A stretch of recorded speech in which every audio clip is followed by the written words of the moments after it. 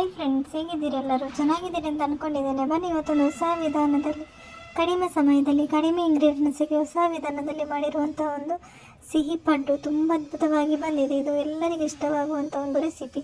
ಮಕ್ಕಳಿಗೆ, ದೊಡ್ಡವರಿಗೆ ಎಲ್ಲರಿಗೂ ಇಷ್ಟವಾಗುವಂಥ ಒಂದು ಸಿಹಿ ಪಡ್ಡು. ಇದು ತುಂಬ ಅದ್ಭುತವಾಗಿ ಬಂದಿದೆ. ಬನ್ನಿ, ಇದನ್ನು ಮಾಡೋದು ಹೇಗೆ ಅಂತ ನೋಡೋಣ. ಅದಕ್ಕೂ ಮುಂಚೆ ನನ್ನ ವೀಡಿಯೋಸ್ ನಿಮಗೆ ಇಷ್ಟ ಆಗೋದಾದರೆ ಒಂದು ಲೈಕ್ ಮತ್ತು ಸಬ್ಸ್ಕ್ರೈಬ್ ಮಾಡೋದನ್ನು ಮರಿಬೇಡಿ. ಹಾಗೆ ಪಕ್ಕದಲ್ಲಿರೋ ಬೆಲ್ ಐಕನ್ ಕೂಡ ಪ್ರೆಸ್ ಮಾಡಿ, ನಿಮಗೆ ನೋಟಿಫಿಕೇಷನ್ ಬರ್ತದೆ. ಇಲ್ಲಿ ನಾನು 2 ಗ್ಲಾಸ್ ಅಕ್ಕಿ ತಗೊಂಡಿದ್ದೇನೆ. ಇದರಲ್ಲಿ 2 ಗ್ಲಾಸ್ ಅಕ್ಕಿ ಚೆನ್ನಾಗಿ ನೆನೆಸಿ ತುರಿದು ಇಟ್ಟಿರೋದು ನಾನು. ಇದರಲ್ಲಿ ಒಂದು ತೆಂಗಿನಕಾಯಿಯ ತುರಿ ಇದೆ, ಒಂದು ಇಡೀ ತೆಂಗಿನಕಾಯಿ ತುರಿ, ಮತ್ತು ಇದರಲ್ಲಿ ಬೆಲ್ಲ 250 ಗ್ರಾಮ್ ಬೆಲ್ಲ ಇದೆ. ಈಗ ಇದನ್ನು ಪುಡಿ ಮಾಡಿ ಇಟ್ಕೊಂಡಿರೋದು ಬೆಲ್ಲ ನಾನು. ಇದನ್ನೀಗ ಸ್ವಲ್ಪನೇ ಮಿಕ್ಸಿ ಜಾರಿಗೆ ಹಾಕ್ತಾ ಇದ್ದೇನೆ. ಸ್ವಲ್ಪ ಸ್ವಲ್ಪ ಹಾಕಿ ಒಂದು 3 ಸಲ ಮಾಡಿ ಇದನ್ನು ರುಬ್ಬಬೇಕು. ಸ್ವಲ್ಪ ಅಕ್ಕಿ ಮತ್ತು ಸ್ವಲ್ಪ ತೆಂಗಿನ ತುರಿ ಕೂಡ ಹಾಕ್ತಾ ಇದ್ದೇನೆ.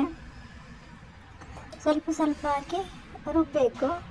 ಇದಕ್ಕೆ ನೀರು ಜಾಸ್ತಿ ಹಾಕಲಿಕ್ಕಿಲ್ಲ, ರುಬ್ಬಲಿಕ್ಕೆ ಎಷ್ಟು ಮಿಕ್ಸಿ ಜಾರಲ್ಲಿ ರುಬ್ಬಲಿಕ್ಕೆ ಆಗೋದಿಲ್ಲ. ಅದಕ್ಕೋಸ್ಕರ ಒಂದು 2 ಸ್ಪೂನು ನೀರು ಹಾಕಿ ರುಬ್ಬಿ ತರಬೇಕು. ಇದನ್ನು ಜಾಸ್ತಿ ಹಾಕಲಿಕ್ಕಿಲ್ಲ ನೀರು.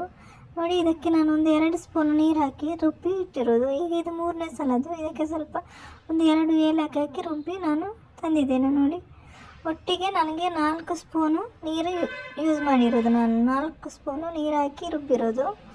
ಜಾಸ್ತಿ ನೀರು ಹಾಕಿ ರುಬ್ಬಲಿಕ್ಕಿಲ್ಲ ಇದನ್ನು.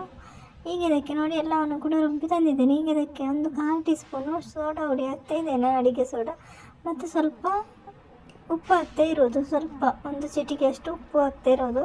ಈಗ ಇದನ್ನು ಚೆನ್ನಾಗಿ ಮಿಕ್ಸ್ ಮಾಡ್ಕೋಬೇಕು. ನೋಡಿ, ಈ ಥರ ಇದು ಚೆನ್ನಾಗಿ ಮಿಕ್ಸ್ ಆಗಬೇಕು.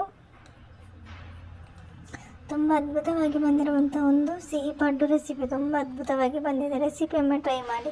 ನಿಮ್ಮ ಅನಿಸಿಕೆ ಅಭಿಪ್ರಾಯಗಳನ್ನು ಕಮೆಂಟ್ ಬಾಕ್ಸಲ್ಲಿ ತಿಳಿಸಿ. ಇಲ್ಲಿ ನಾನು ಪಡ್ಡು ಮಾಡಲಿಕ್ಕೆ ಪ್ಯಾನ್ ಬಿಸಿ ಆಗಲಿಕ್ಕೆ ಇಟ್ಟಿದ್ದೇನೆ. ಅದಕ್ಕೆ ಎಣ್ಣೆ ಕೂಡ ಹಾಕಿದ್ದೇನೆ. ಎಣ್ಣೆ ಕೂಡ ಬಿಸಿಯಾಗಿದೆ. ಈಗ ನಾವು ಪಡ್ಡು ಮಾಡುವ. ಸ್ವಲ್ಪ ಸ್ವಲ್ಪನೇ ಸೌಟಲ್ಲಿ ತೆಗೆದು ಹಾಕಬೇಕು. ಈ ಥರ ಸ್ವಲ್ಪ ಸ್ವಲ್ಪ ಹಾಕಬೇಕು. ತುಂಬ ಅದ್ಭುತವಾಗಿ ಬಂದಿರುವಂಥ ಒಂದು ಪಡ್ಡು ರೆಸಿಪಿ.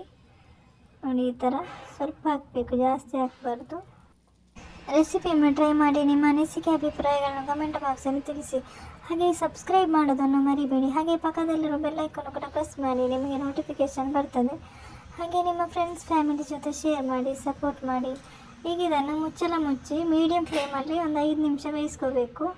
ನೋಡಿ, ಇದು 5 ನಿಮಿಷ ಆದ ನಂತರ ನೋಡ್ತಾ ಇರೋದು. ಈಗ ಇದನ್ನು ಸ್ವಲ್ಪ ಮಗಚಿ ಹಾಕಬೇಕು. ನೋಡಿ, ಈ ಥರ ಮಗಚಿ ಹಾಕಬೇಕು. ಈ ಥರ ಎಲ್ಲವನ್ನು ಕೂಡ ಮಗಚಿ ಹಾಕಬೇಕು.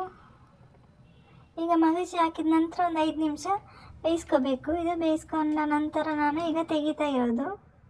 ನೋಡಿ, ಹೆಲ್ದಿಯಾಗಿ ಟೇಸ್ಟಿಯಾಗಿ ಮಾಡಿರುವಂಥ ಹೊಸ ವಿಧಾನದಲ್ಲಿ ಮಾಡಿರುವಂಥ ಒಂದು ಸಿಹಿ ಪಡ್ಡು ರೆಡಿ ಆಯಿತು. Thank you for watching.